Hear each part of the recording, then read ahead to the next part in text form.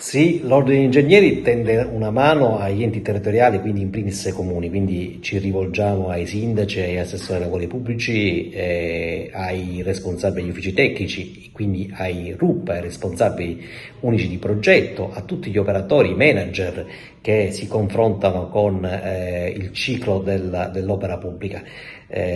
Ormai da tempo c'è un obbligo di formazione specifica sui nuovi strumenti di modellazione informativa digitale, cosiddetti BIM, Building Information Modeling, e tra pochissimi mesi, quindi è cogente, ormai imminente, che bisogna anche nelle pubbliche amministrazioni dimostrare una competenza professionale per poter gestire opere di oltre 1 milione di euro. Quindi ormai per quasi tutte le opere è necessario avere determinate competenze. Le stazioni appaltanti devono attrezzarsi, devono formare dei dipendenti, quindi conseguire determinate capacità, e allora siccome l'Ordine degli Ingegneri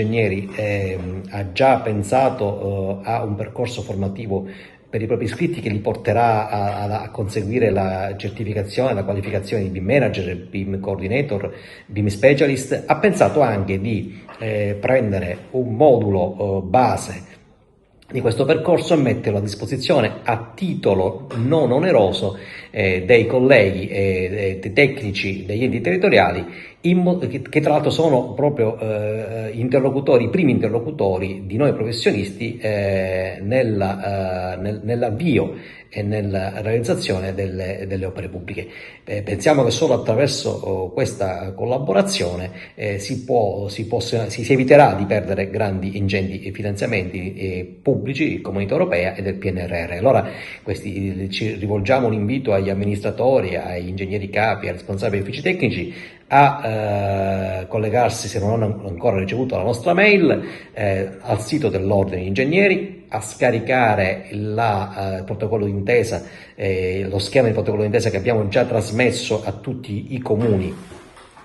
della provincia, e a contattare i referenti delle proprie amministrazioni per aderire immediatamente a questo percorso, e che verrà nel dettaglio spiegato giorno 25 maggio alle ore 10 presso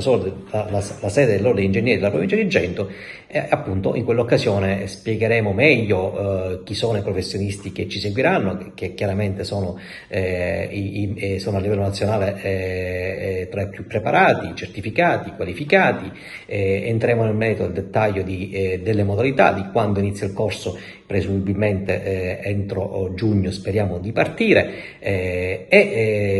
riteniamo che con questo importante opportunità che l'Ordine degli Ingegneri mette a disposizione dei colleghi